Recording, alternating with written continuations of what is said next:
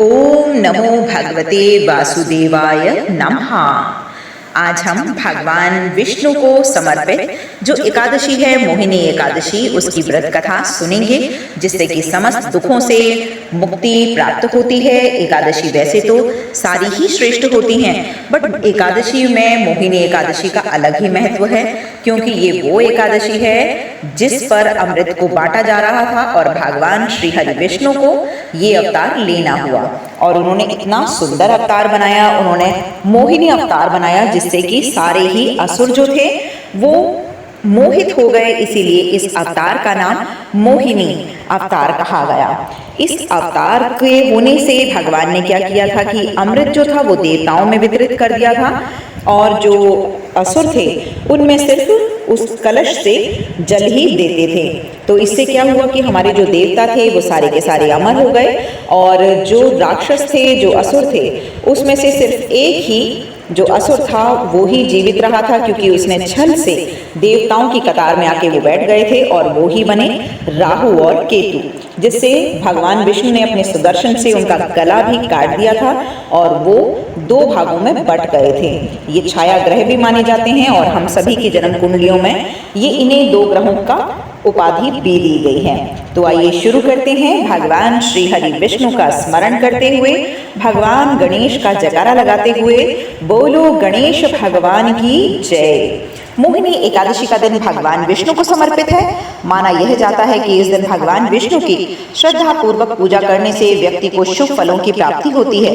साथ ही व्रत कथा का पाठ करने से व्यक्ति को समस्त दुखों से मुक्ति भी मिलती है।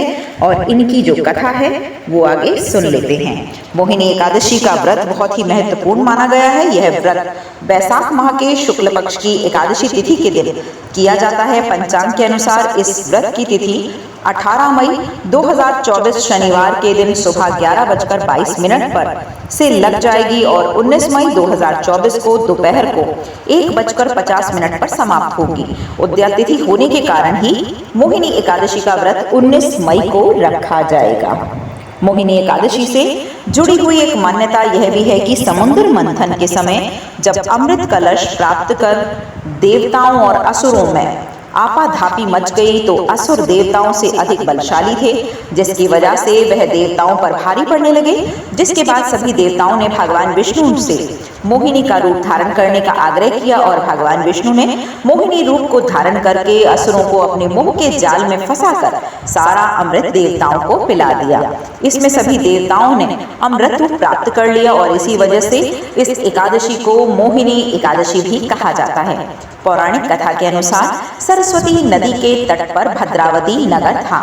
वहां धुतिमान नाम के चंद्रवंशी राजा राज्य किया करते थे।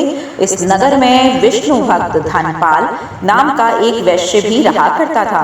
धनपाल ने नगर में भोजनालय, प्याऊ, कुएं, तालाब और धर्मशाला बनवाई थी। वैश्य के 5 पुत्र थे, जिसका नाम सुमन, सुदबुद्धि, मेधावी, सुकृति और धृत बुद्धि था। उनका 5वां पुत्र खराब आदतों वाला था। अनेक बुरे कार्यों में वो पिता के धन को नष्ट कर देता था। उसके कर्म से परेशान होकर धनपाल ने उसे घर से भी निकाल दिया था। जिसके बाद भूख और प्यास से परेशान धनपाल के पुत्र ने चोरी का रास्ता अपना लिया, और एक दिन वह चोरी करता हुआ पकड़ा गया। लेकिन राजा ने उसे धनपाल के पुत्र जानकर कोई कठोर दंड नहीं दिया। लेकिन धृत बुद्धि ने चोरी का रास्ता नहीं छोड़ा, और एक दिन फिर से चोरी करता हुआ पकड़ा गया। दूसरी बार पकड़े जाने पर राजा ने उसे कारावास में डाल दिया, जहां उसे कठोर दुख प्राप्त हुआ, और बाद में उसे नगर से भी निकाल दिया गया। जिसके बाद वह वन में जाकर रहने के साथ पशु पक्षियों का शिकार करके अपना जीवन व्यतीत करने लगा। एक दिन भूख और प्यास से व्याकुल रहने और खाने की तलाश में कौंडल्य ऋषि के आश्रम में पहुंच गया। उस समय बैसाख मास था, और महर्षि गंगा स्नान कर वापस आ रहे थे। महर्षि के भीगे हुए वस्त्रों के छींटे उस पर पड़ने से उसे कुछ ज्ञान की प्राप्ति हुई।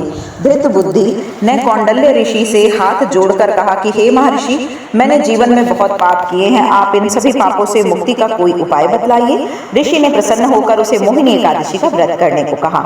इससे उसके सभी पाप नष्ट हो जाएंगे, और उसे विधि अनुसार व्रत किया, और उस व्रत के प्रभाव से उसके सब पाप नष्ट हो गए, और मृत्यु के बाद गरुड़ पर बैठकर भगवान के विष्णु लोक को गया। इस व्रत को रखने से मोह भी खत्म हो जाता है और इससे श्रेष्ठ कोई व्रत नहीं है। इसकी कथा को कहने सुनने और हुंकारा भरने वालों को 1000 गोदान के बराबर पुण्य फल की प्राप्ति होती है। बोलो लक्ष्मी नारायण भगवान की जय हो।